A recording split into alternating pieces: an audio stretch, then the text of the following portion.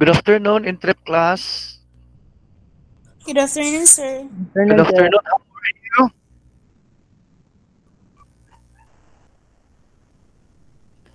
How are you?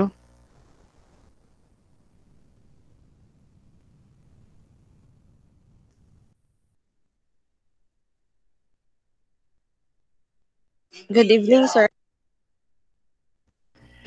Good day.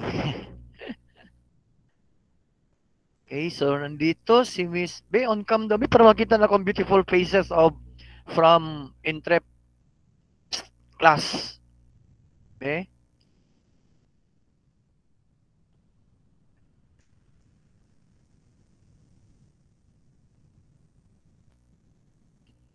Sige daw. On camera.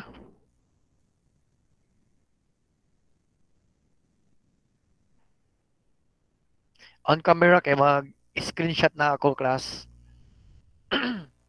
Sige. On cam please.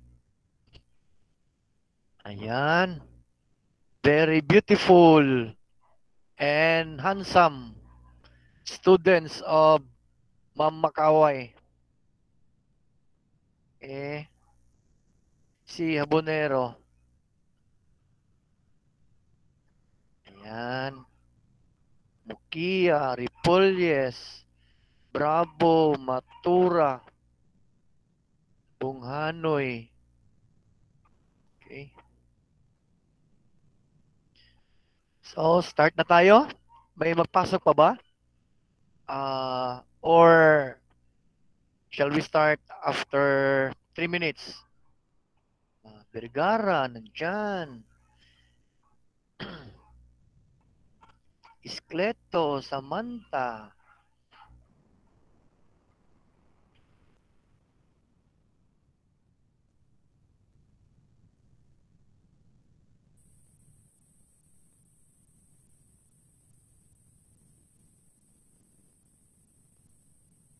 Ano yun, Teresa, kapatid mo?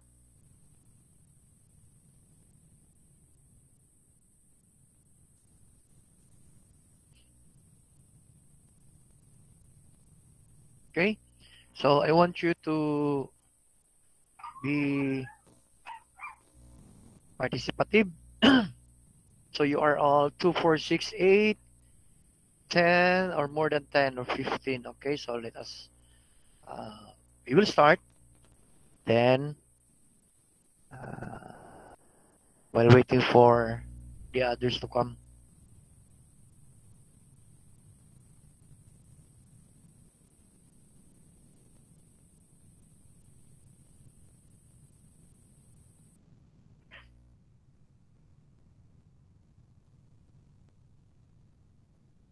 Mag-attendance tayo kayo mamaya your quiz will be already your attendance. Considered as your attendance.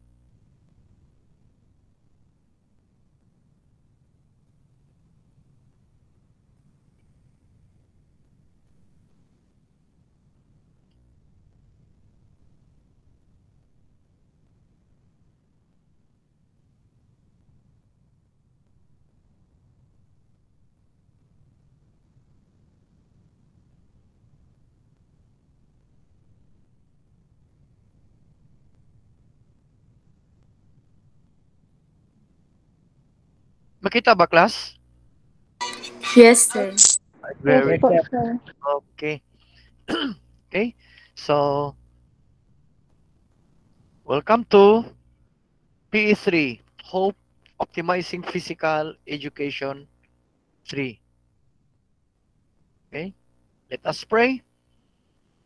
Dear God, in your strong hands, I place my life to you, choosing to depend on you to light and guide my way. Amen. Okay. Let's have the subject rules. Number one, put off microphone when it's not required to be used. Turn the camera on. Greet your teacher and classmates politely. Do active participation. Never leave the class except for disrupted signal and immediately give notice through a message. And number 6, leave online class with a smile. So our objectives for today, can you read the objectives? Any volunteer, please?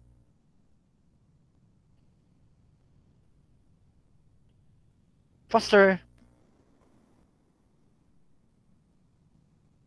Any volunteer? Number 1, letter A. You read the objective. Okay, go. Sir. Okay. Okay, go. Identify how to reduce the factors of dance-related injuries. Very good. Letter B. Next.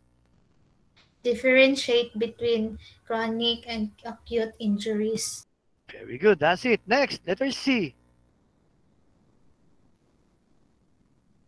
Matik.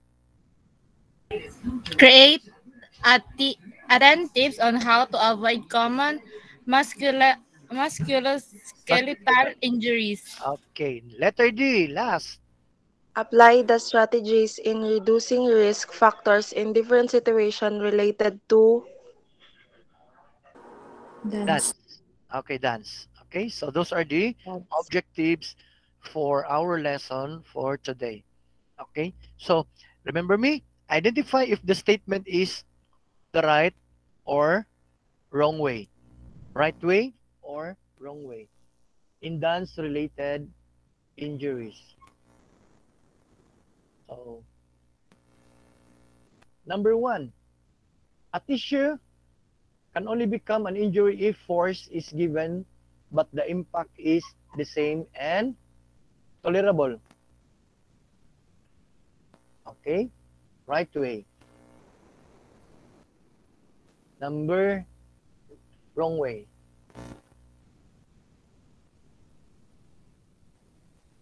So the answer is Wrong way.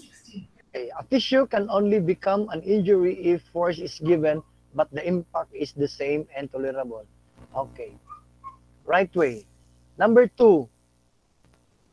Oy, nawali. Number 2. Okay, the best method aid for a fractured arm is Price method. Right way? Wrong way? The answer is Right way, sir. okay. The best method aid for fractured arm is wrong way. Number 3. The best first aid for a lacerated arm is ice therapy. Right way? Wrong way? Wrong way. Okay, wrong way. Number 4. To reduce swelling is to elevate the injury part. Right way? Wrong way? Okay, right way. Number 5. The best way to treat sprain is Rice method. Right way. Right way. Okay, namali yan. Wrong way. Oh, actually, right way yan siya, class. Okay, thank you very much. Okay, so let's have an activity number 1, which is the dance-related injuries. Take a look at this video. So this is a teacher. No, this is her blog about dance-related video. I want you to take a look at this and watch this video.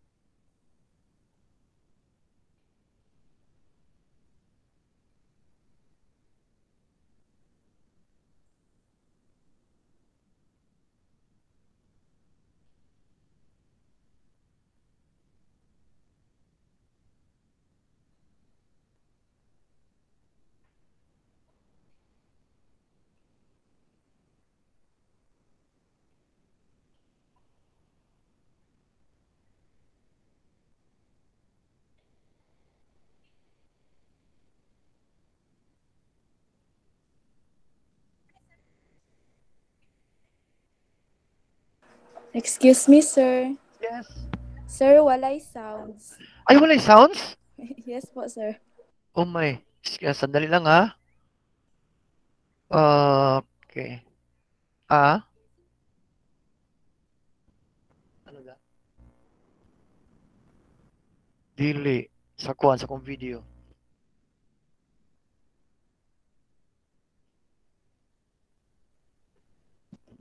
Excuse me ha. Walang class? Wala, sir. Bakit kaya? As in, talaga? Wala talaga? Kahit konti, wala talaga? Wala, sir. Wala, sir. Mute man to, sir. Nakamute siya? Ito. Sir. Ito. Sandali lang ha.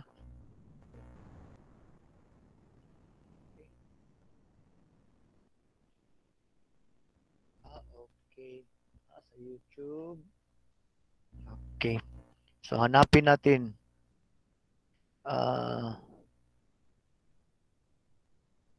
So, coming from the YouTube.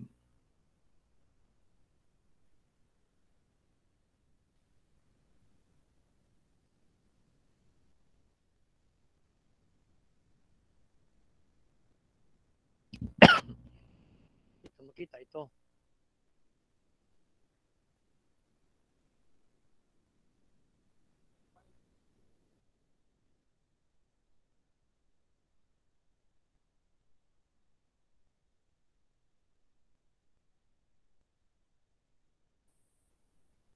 Yan.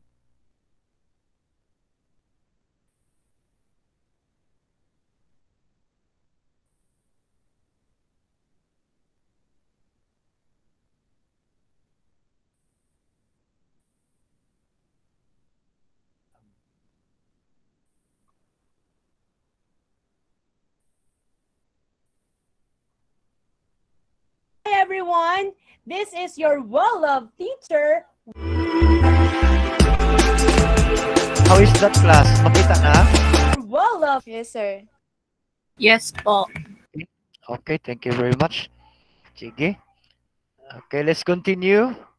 I'm so sorry kasi dapat pala yan sa YouTube.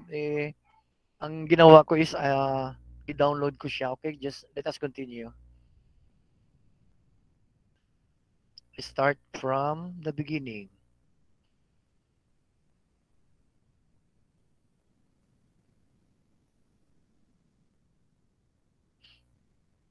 Wala.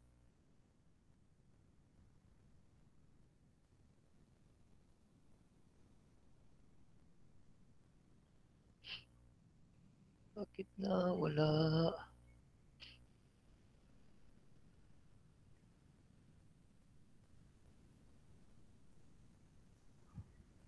Hi everyone, this is your well-loved teacher.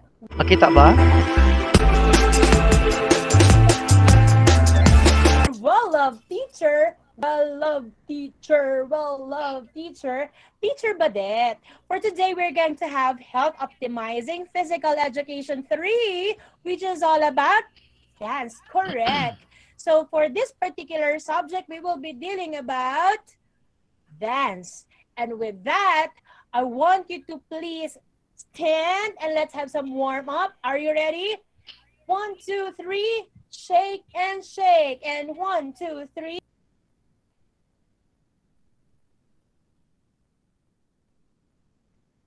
Shake and why is that? My back is aching. It's so painful. Have you experienced this also during the other physical activities that you do? You also might experience this as well in dancing. Why do you think this is happening to you? Or why do you think it happens also to me? Let me leave you with that question, as I already have shown you here our essential question. Yes, for this particular topic, we will be dealing about dance-related injuries. And for that, I want you to read the essential question. And let me read it also for you. Our essential question for today is, what is the significance of identifying the cause and symptom of dance-related injuries? And for this, I want you to put in mind your answer because I want you to answer this as we go along to our discussion this morning. Now, let's have the definition first of dance-related injuries. Dance-related injuries are the different injuries that one might experience after a prolonged and repetitive movements is done. When your muscle, your body is not prepared of doing so. Dance is a physical demanding activity, and I know that you know that dancers perform repetitive movements for several hours a day. That made the muscle, the body, to become more prone in acquiring dance-related injuries. Now, let's have the different dance-related injuries. Number one is the most popular among them all. This is what we call ankle sprain. An ankle sprain is caused by twists ankle after a jump. The symptom that you might experience is a pain at the side of the ankle. Another example of a dance-related injury is what we call the back strain. Dance pa more. It's the reason why I have shown you that, because you might also experience the back strain, and this is caused by a sudden movement of the trunk. The symptom, pain and stiffness at the low back.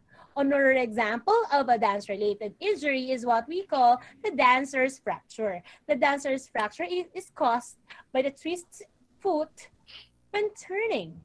The symptom, pain at the outer part of the foot. The last example that I'm going to show you is the hip and knee osteoarthritis. For the hip and knee osteoarthritis, the cause might be a prolonged and repetitive loading. The symptom that you might experience, pain worsens over time. So again, those are the different dance-related injuries. Can you please name it all again? We have... Okay. So, those are the sorry lang.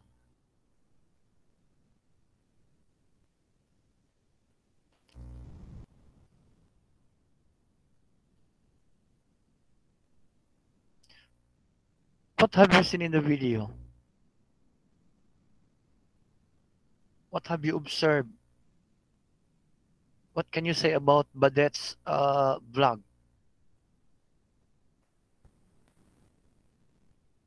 Abonero?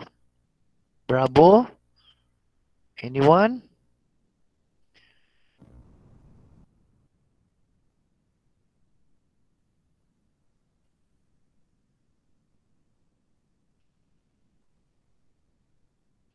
Nakita niyo yung video, class?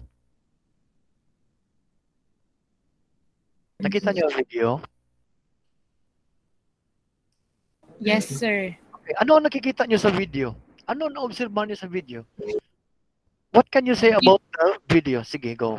Different type of dance fracture, sir. Okay, different kinds of dance fracture. Okay? Then, what else? Some more? Any observation? Any opinion from the video?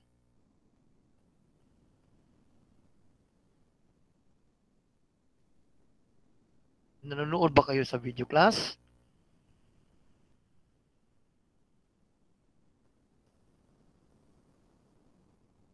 Some more.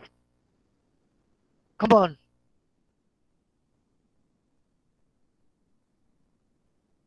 Come on, come on. What have you observed in the video? Oh, isa lang ang nag-answer.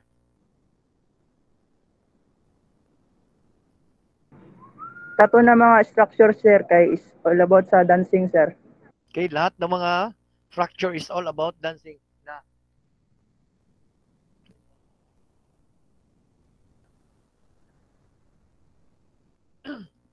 Okay, very good, no? Okay, so have you encountered injuries since when you are young? Have you encountered injuries? Nung bata ba kayo, naka-encounter kayo ng injuries? Yes, sir. Okay, ano ba yung mga injuries na na-encounter nyo?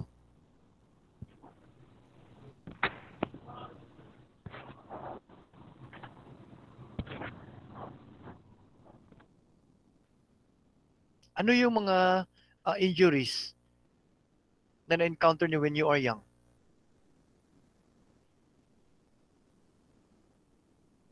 Sprain. Okay, sprain. Ano pa? Okay. Si Adlaon, nandyan ba si Adlaon? Adlaon. Okay, mag-recitation tayo. Adlaon, nandyan si Adlaon? Wala. Okay, wala.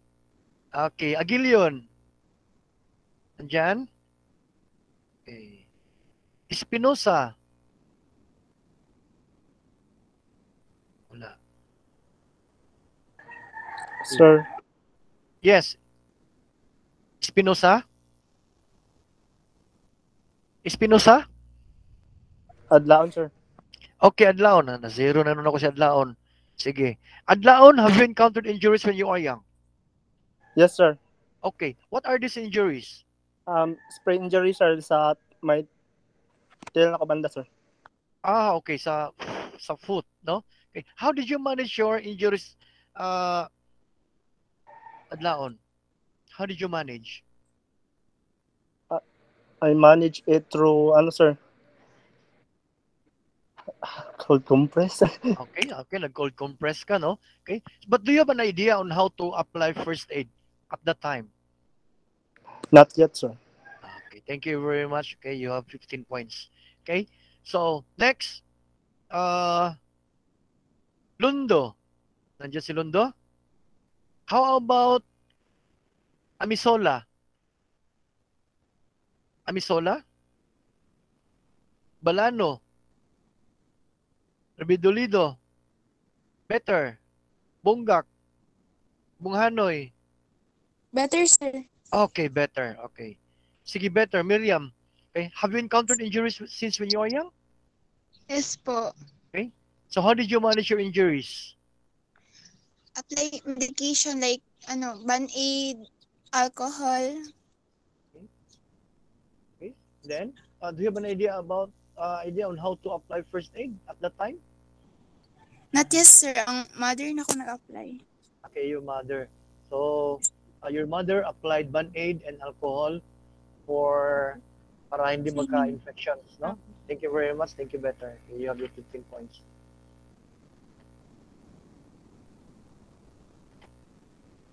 Okay. So, dance-related injuries. Ito yun kanina. So, what are the different injuries in dance?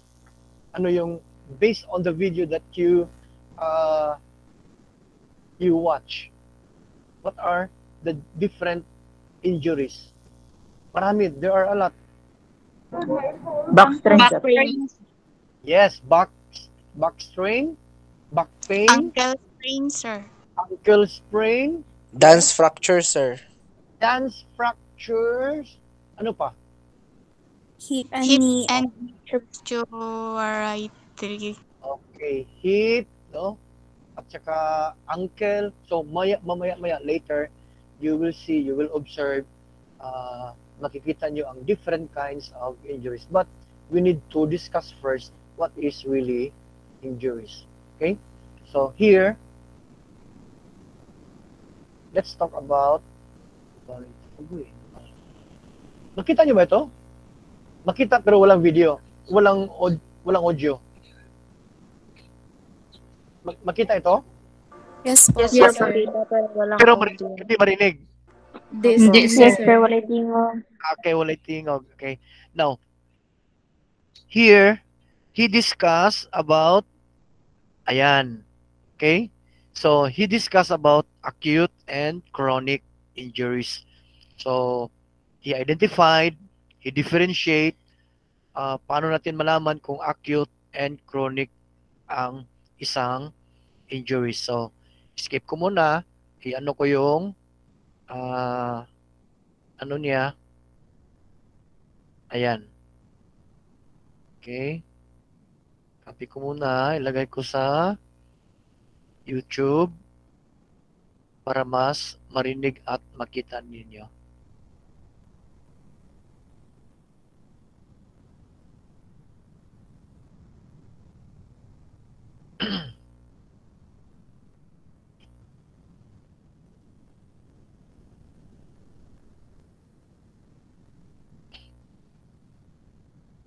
How about that?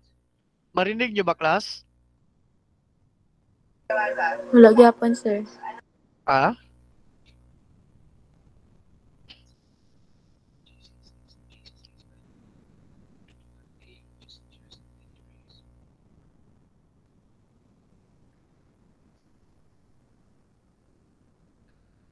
Ay.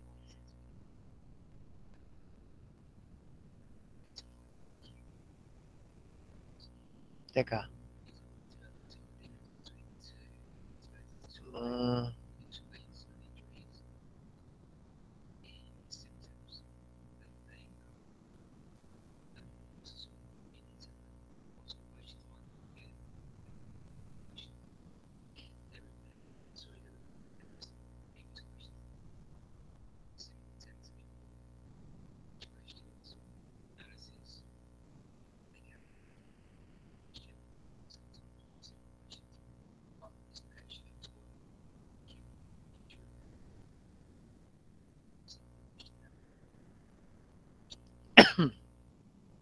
How about that? Identify common ankle injuries. Yeah, and that was one that was part of a longer question. That was part of a 20 marker. But you probably can already identify ankle Marinig na injuries ba, class? already Yes po, without sir. doing Very this, good. watching this video. But you'll know about sprained ankle probably is the first thing that comes into your mind. So you'll be picking up marks by even watching this already. Compare acute and chronic injuries. So impact injuries and injuries that occur over time. Fairly simple one. What could you do while watching this PowerPoint? You could summarize some of the slides, or all of the slides, make notes, you can make a table, however you like to learn, do that. And how can you challenge yourself? How can you push yourself to the next level? Aim to recall common injuries and also know the signs and symptoms of each. That's a simple one, that's not really challenging. We'll be able to give an example of when the injuries occurred in a league sport situation. That might be a challenge. You could look that up. When has someone dislocated a joint within in a match or a game, whatever sport it is you play, and be able to compare and explain differences between similar injuries. So how do you differentiate between a sprain and a strain? That's a question you get asked quite commonly. And then maybe think about scenarios. What would be the worst possible injury for a tennis player, for example? What would be the worst possible injury for a quick winger in rugby? So really starting to think about injuries. So let's have a look at acute injuries. So these occur suddenly after a stress or impact to the body, such as a fractured fibula after a bad tackle in football. So there's a quick impact, or there's some sort of impact which causes an injury, as opposed to a chronic injury which happens over time. Chronic injury, like a stress fracture, for example, is a result of overtraining or doing too much training. Whereas an acute injury, 1 second you're fine, the next second impact when you're injured. Okay, so this will be things like a fracture. Good example of a fracture. You guys are probably, most of you watching this video will be too young to remember, but Paul Gascoigne was a fantastic footballer. He broke his leg in the 1991 FA Cup final. That's a acute injury and a fracture. He broke his tibia or his fibula. That would be an example. You can probably think of a number of footballers that have broken their legs. Aaron Ramsey springs to mind a few years ago when he was playing for Arsenal. I'm sure there's plenty of others as well. And so a fracture is a partial or complete break in a bone. Skin remains unbroken in a closed fracture. Being an open fracture, the bone actually comes outside of the skin. It's quite nasty. Signs include swelling, deformity in the injured area, and discoloration, bruising. Symptoms include pain, obviously, and inability or limited movement in that area. And just want to go back to, again, types of injury. So hard tissue and soft tissue. Hard tissue injury simply means an injury to the bone, such as a fracture, a joint, or the cartilage. A soft tissue injury is a skin, muscle, tendon, and ligament. Next one, dislocation. Now, dislocation occurs from direct force, such as an object or collision, or an indirect force, such as a fall. The joint is forced past its extreme range of motion and dislocates.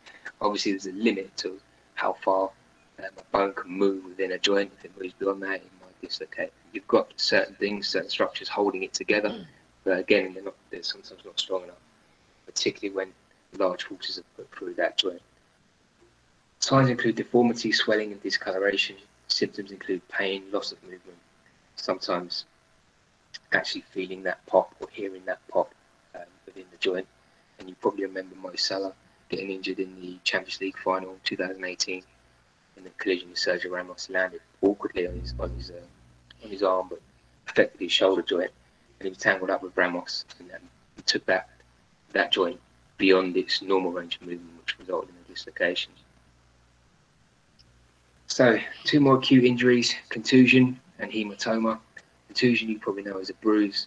Blood vessels have become damaged in that area of skin. Usually a minor injury, you get them quite a lot. However, deep tissue damage can result in a hematoma. This is internal bleeding under the skin of deep tissue. This is a little bit more serious. Severe bruising. Signs include swelling and discoloration, as you can see in the pictures, and they go from one extreme to the top extreme. This is a soft tissue injury. Symptoms include pain and painful to touch that particular area. Sprain.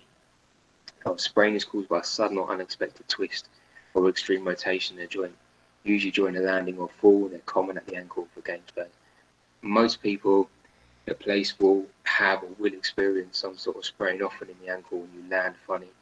Sometimes sprains can be fairly, some can be more severe than others. So there's different gradings of sprain. We don't need to know about that for A level. You just need to know that a sprain is damage to that joint and the ligaments within that joint. Signs include swelling and bruising and difficulty. Symptoms include difficulty weight bearing and pain. You probably know Harry Kane. He's had several ankle injuries, sprained his ankle before, but recovers. Often it's when you land, might be basketball, could be football, could be rugby, anywhere where you land awkwardly and your ankle, you rotate on your ankle, putting it beyond that range of movement, really pulling at those ligaments and causing that sprain in the ankle. A strain. This is when you often get asked, what's the difference between a sprain and a strain? A strain is muscular, is an injury to the muscle. It happens when a muscle is overstretched, using a dynamic movement. So it might be often when you're kicking, if you kick a ball particularly hard, you try to kick the ball and you miss it, it puts a lot of pressure through your hamstring. It can result in a torn hamstring. Raheem Sterling's torn his hamstring a few times, often in footballers. We get hamstring strains, not so much maybe nowadays, but certainly there were a lot of hamstring strains pre sort of more advanced training techniques in sports science.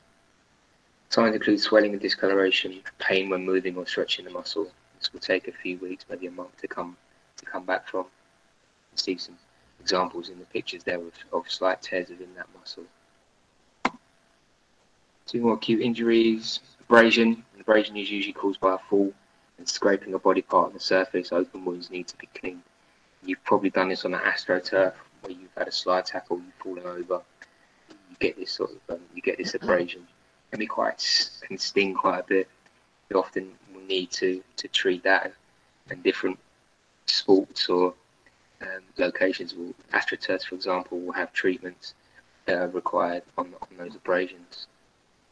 Blisters, again, you probably will have a blister. Occurs due to friction on the skin. They can be painful, but can be prevented with the correct footwear and not overtraining. Some people use simple things like wearing 2 pairs of socks when they're performing, so the actual skin doesn't run on the footwear or the sock itself. Seems to work quite well. This is a soft tissue injury. Concussion. This is a common injury, more common than you might think, and various sports have their own sort of protocol for dealing with concussions. Signs include balance problems, and boxing, of course, has issues with impact. They're common in distance run. It can be from collisions with players, it can be collisions with a ball, with a post, for example. Yeah, concussion needs to be dealt with properly because it can be very dangerous. Chronic injuries, so these are injuries that occur over time. Stress fractures. Stress fractures are caused by repetitive force or impact. They're common in distance running and often result from overtraining. You can see in this X-ray, just in that second metatarsal there's a little crack in that bone. That's a stress fracture. It just happens over time, putting pressure through that area on the ground, for example, when you're running. that results in that stress fracture. This is a hard tissue injury because it's to the bone. Shin splints. Shin splints is a type of shin pain usually caused by exercise. Tendons connecting muscles to the tibia become inflamed, leading to pain. Usually caused by high impact, again, repetitive movement. It's a soft tissue injury because it's towards that tendon. It's a chronic injury because it happens over time. Common in distance runners, dancers, footballers, sometimes known as medial tibial stress syndrome, includes tenderness, soreness, just below that knee joint. Tendinosis, repetitive strain on tendons can cause injury if they're not given time to heal. So this is damage to tendons in areas that move a lot. So common injuries known as tennis elbow, where you're repetitively putting strain through that those tendons in the elbow joint, and golf as well, golfer's elbow, types of tendinosis that you can, with the correct exercise and rehabilitation and rest to a degree, get rid of. But yeah, there are damage to those tendons. Symptoms include stinging or burning pain when moving that joint. I've had it in my elbow myself, and yeah, it's quite extreme, quite restricting, particularly if you're trying to do certain movements within a gym or play tennis, for example, like that. Okay, some questions you can have a go at. Explain the difference between an acute and chronic injury. Hopefully you've got some. Okay.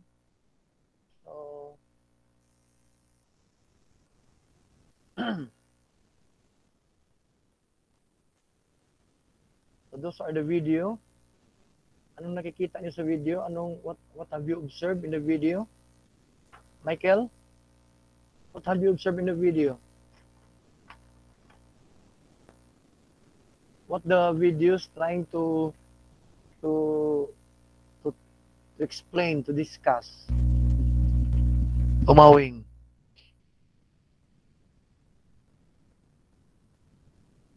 Skeleto?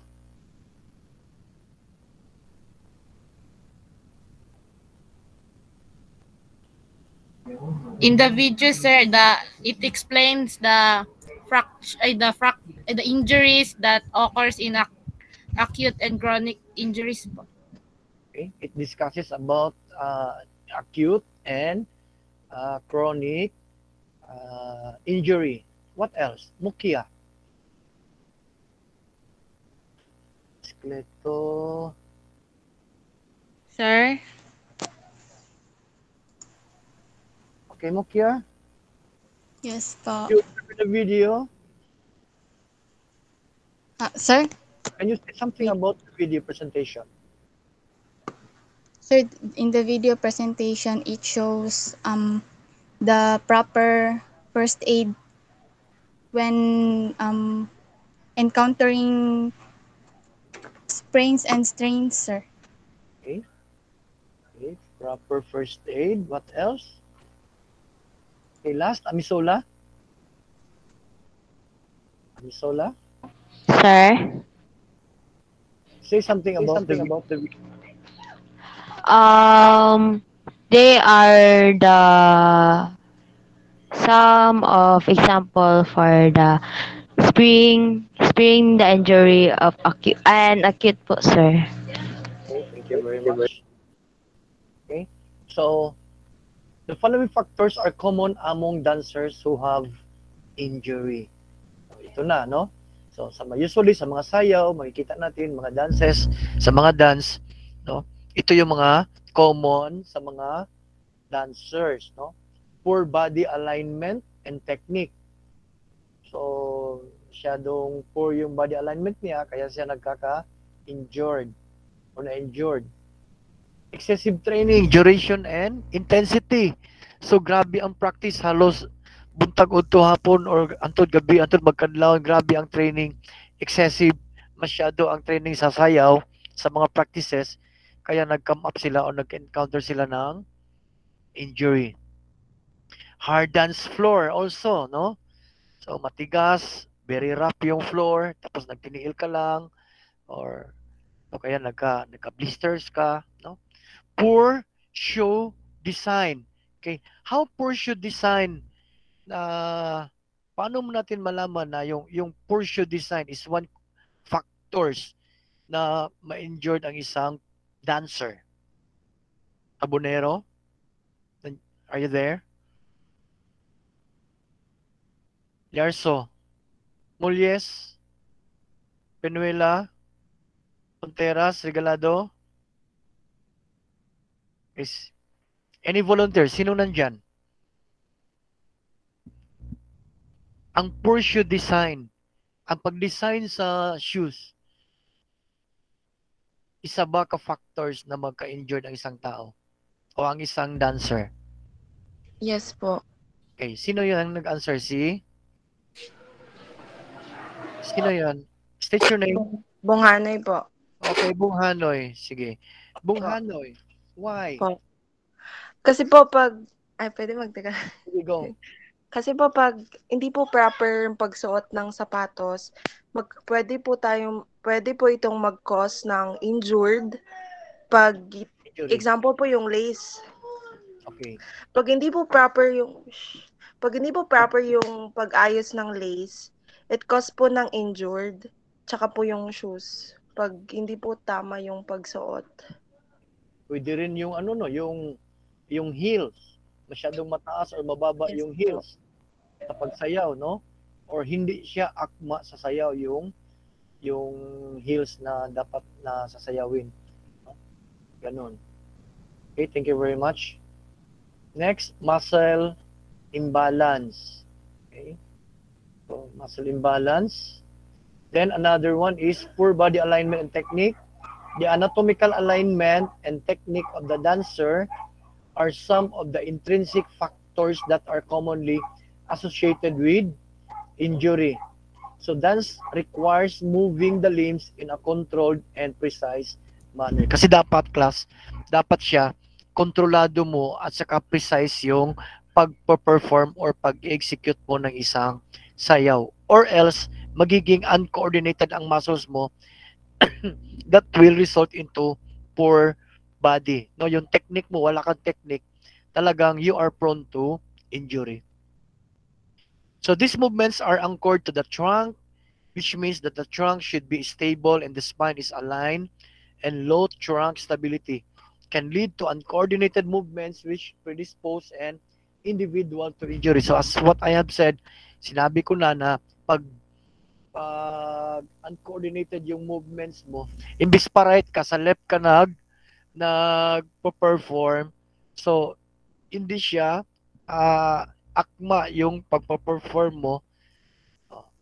Kaya pagkagabi, wala na, masakit ang katawan mo, masakit ang likod mo, masakit yung ganun, no?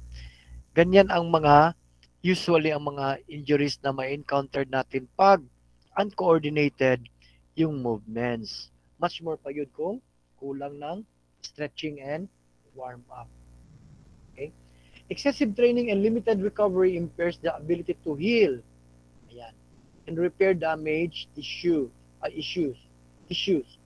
Intense technique training will most likely lead to microscopic injury to the musculoskeletal structures due to repetitive loading. Kasi usually tayo or yung mga athletes, yung mga dancers, yung na nagpe-perform, dapat should be given a time to rest para what will happen to the muscles? Anong mangyari sa muscles niya? Anong mangyari sa tissues? Anong mangyari sa damaged tissues at that time na gi-perform mo siya? Nag-worsen po, sir. Okay? So since nagwo-worsen siya, kasi grabe ang excessive yung training at saka practice mo, then you give yourselves a rest. What will happen now to your damaged tissues? Mag-recover po, sir. Okay, very good, no? Mag-recover siya, no? Mare-repair yung mga tissues. Sino yung nag-answer? Si? Umawing po. Okay, umawing. Okay, no? Tama yung sinabi ni Umawing no na if given a chance yung sarili mo, no? Right after excessive exercise or training, it will help your tissues to what? To recover and to repair. Okay? So without proper rest and sufficient nutrition, wala pa kay pahulay, wala pa jud kay proper na pagkain or nutrition or diet, good diet, so the body is not able to rebuild the tissues. And this predisposes the dancers to a severe injury. And that is an example of the dancers. Most especially sa mga players, no? Talagang kung walay kaon, walay hindi masyado maganda pagkain, murag sa Bisaya class, yung ginatawag nila na kubol, nakubol nakubol yung player, no? Kasi hindi enough yung kanyang nutrients na nakukuha niya from the food, and at the same time kulang ng rest. Ganyan. Kaya yung sa class, sa athletic class ako, I am one of the management, nasa sports management ako. Sa mga athletic meet, makikita ko talaga na no, yung ibang athletes kulang sa rest, no? Talagang iba yung performance nila compared sa athletes na mayroong rest time. Okay? Now, let's go to the hard dance floor. Can you read that dance? Hard dance floor, please. Go, sabay-sabay.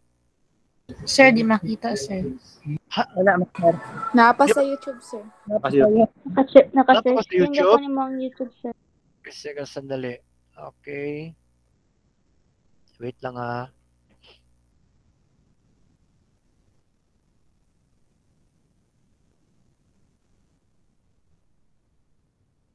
How about that? Kita na ba? Wala pa, sir. Wala, sir. Wala pa, sir. Okay. Okay, that's it. Kita na? Yes, sir. Yes, sir. Okay, sige. Yes, Sige, sir. start now. Go. The floor is where? Sige. Sige. Continue na lang. Go. The floor is The floor is where dancer rehearse and perform. An optimal dance An floor should be able to absorb impact that generated by the performer. A hard floor does not help in facilitating the impact and returns the force to the dancer. The repetitive shock absorbed by the foot would eventually damage the foot or other parts of the lower extremity. okay.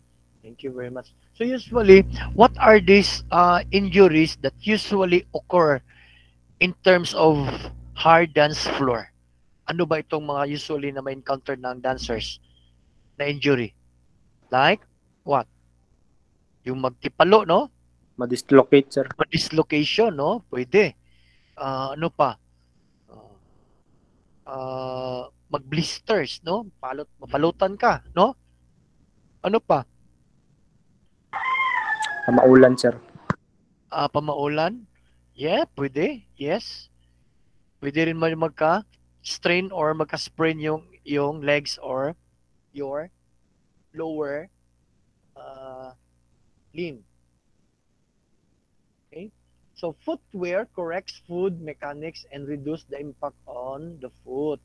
Pag gwapo ang shoes mo, gwapo pagka-design, that is why class yun sa mga dance sports, talagang sa dance sport kami nagpapadesign talaga kami ng sarili naming shoes, no? Para maganda ang pagpa-perform, hindi siya masakit, hindi siya masikip, hindi siya loosen, no?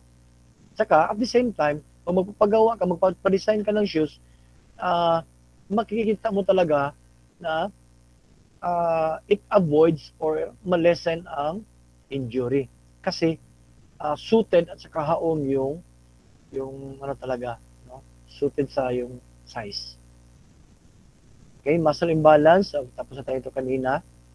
Okay, then kanina the video discussed about acute and chronic injury. So these are two types, no? Acute and chronic, two types of musculoskeletal injuries. Acute and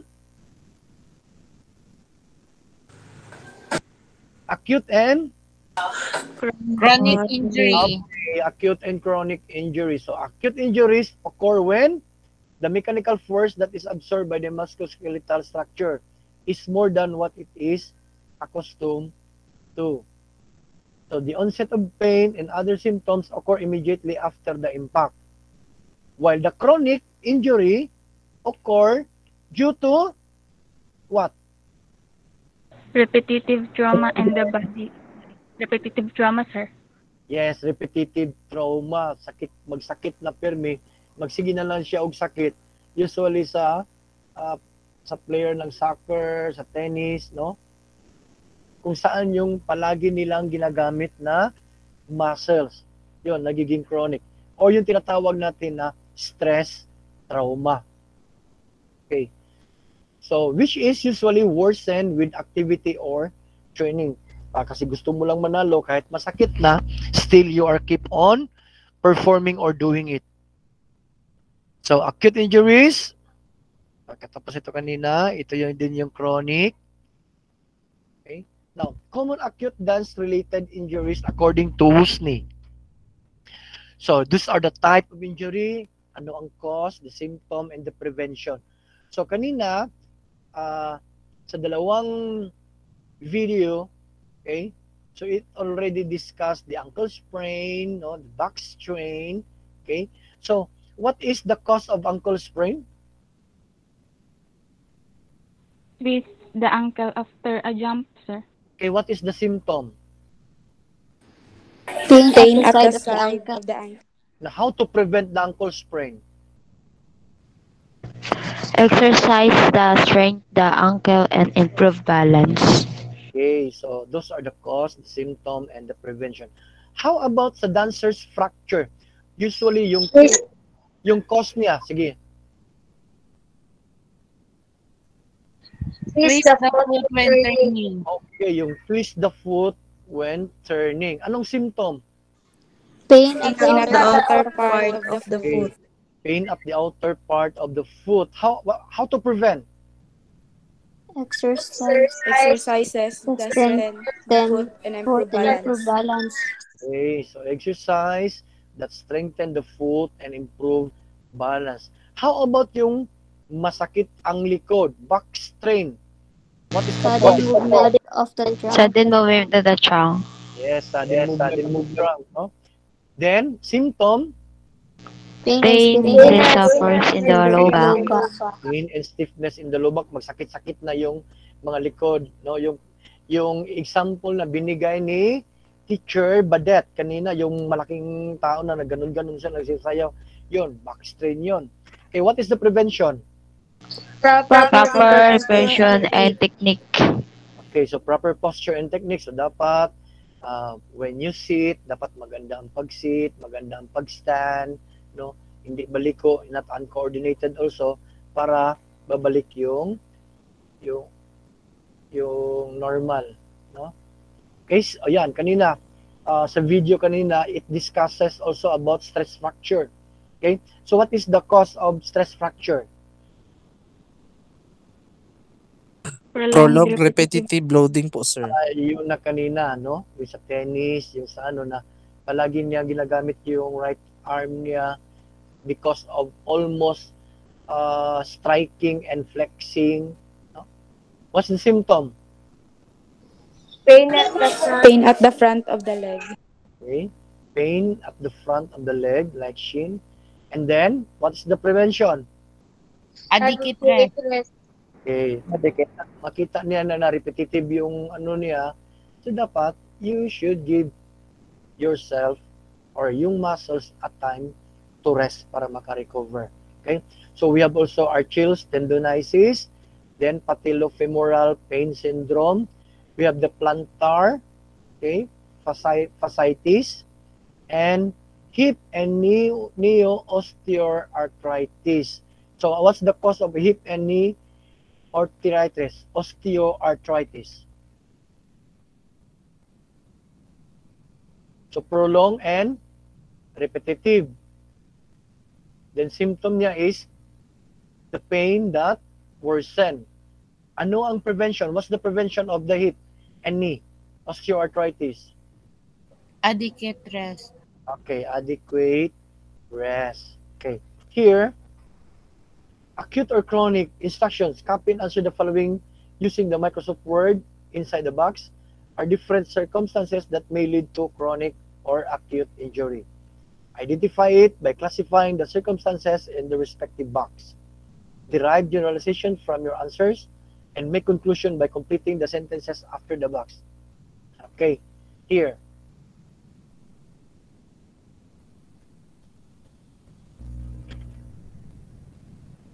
Kita ninyo?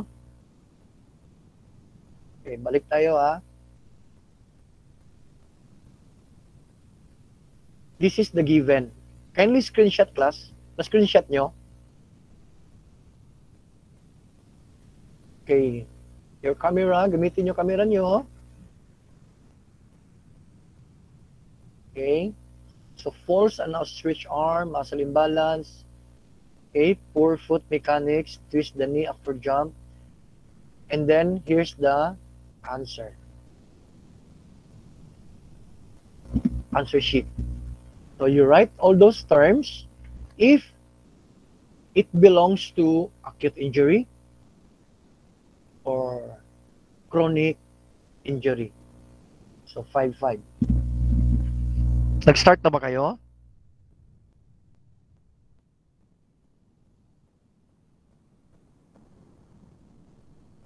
You have 3 to 5 minutes to answer.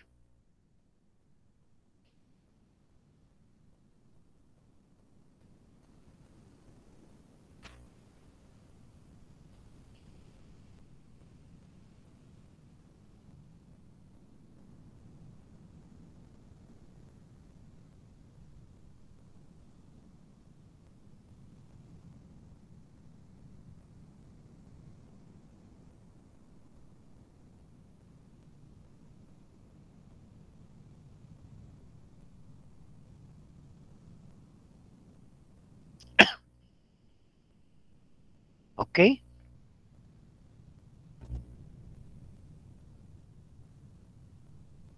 I hope tapos na ang lahat. Now, okay, so let's have a reflections. Okay. Infer your conclusion by completing the sentences below. Okay. So out from my answer, I can conclude that chronic injury happens when, then while an acute injury happens when, and that I could be able to reduce the risk of injury while dancing if I will. Okay, so you just give only one sentence in each question or in each reflection.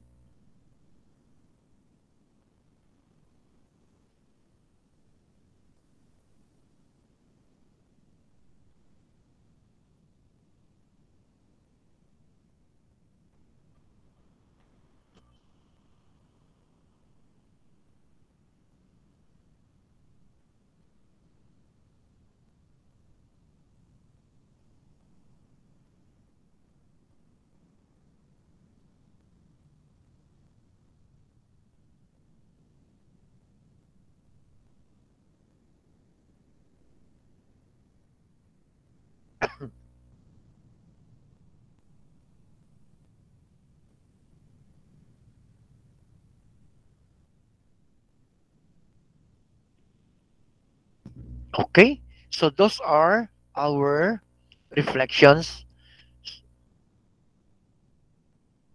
Okay, so why identifying injuries is important?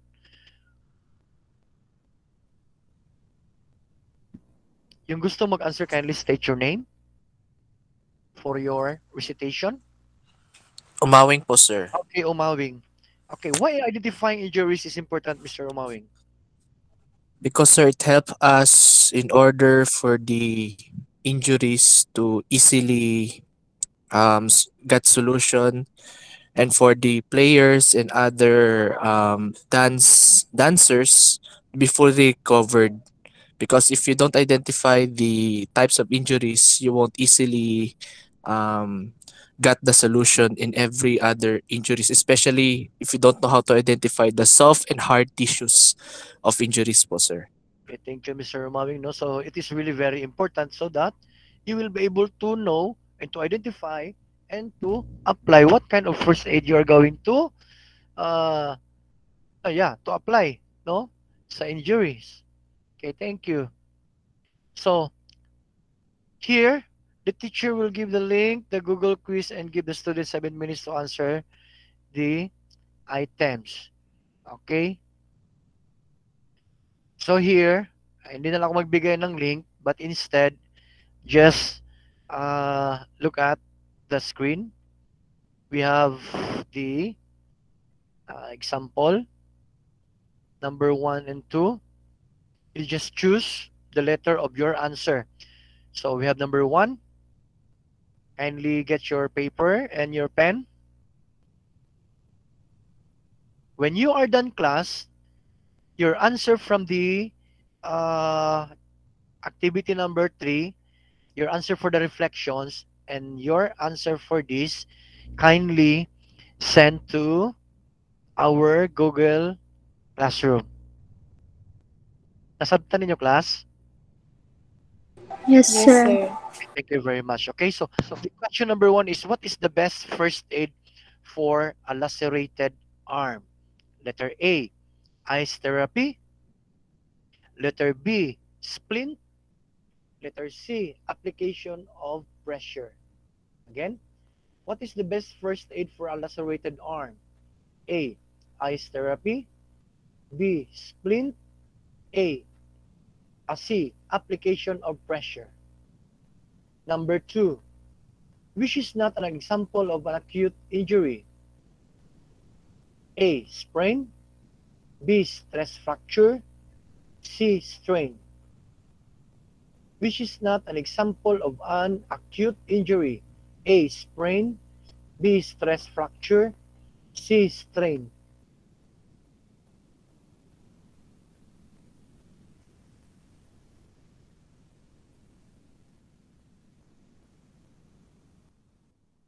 Okay.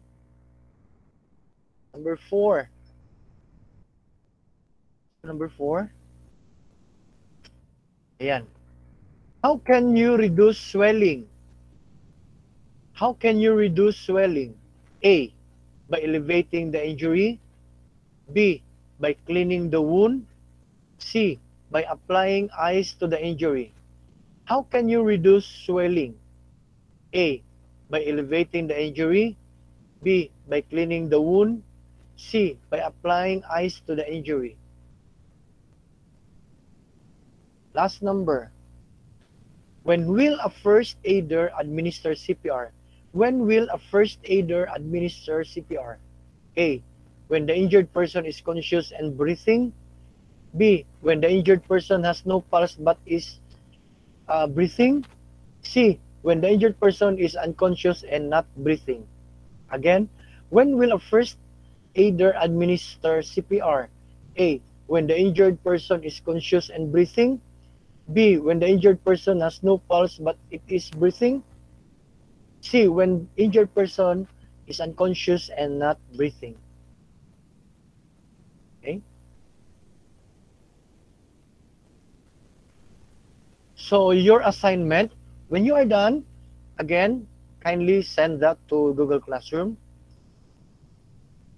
for me to check. And then your assignment, make a reflection on injuries and relate it to your experiences or observed in the environment. That is your assignment. So, additional activities natin, mag-interview kayo, no? Interview a dancers who encountered injuries and ask her some tips on how to prevent injuries, no? Especially in dance. Do you have any questions? Sir, wala po nag-number 3, sir. Ha?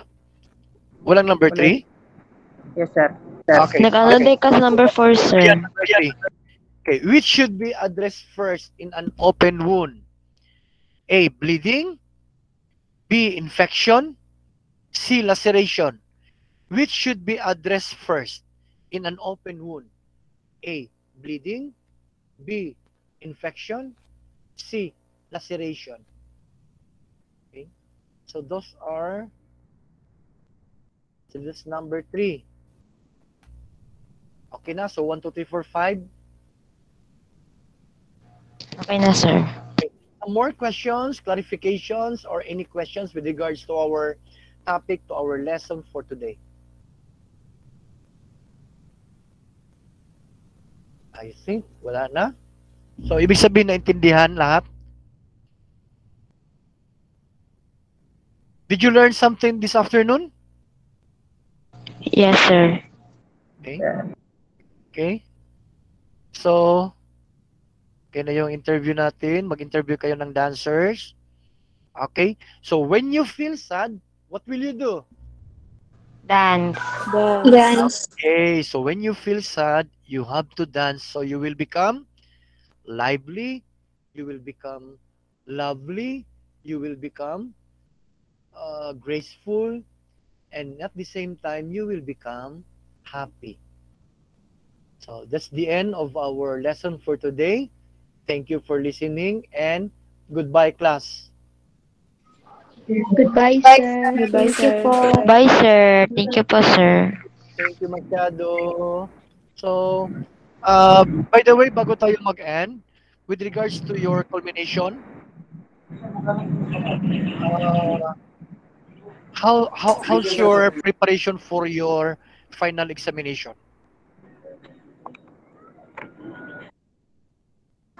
Na-practice pa, sir. What assigned to you? What dances? Ballroom, Ballroom po.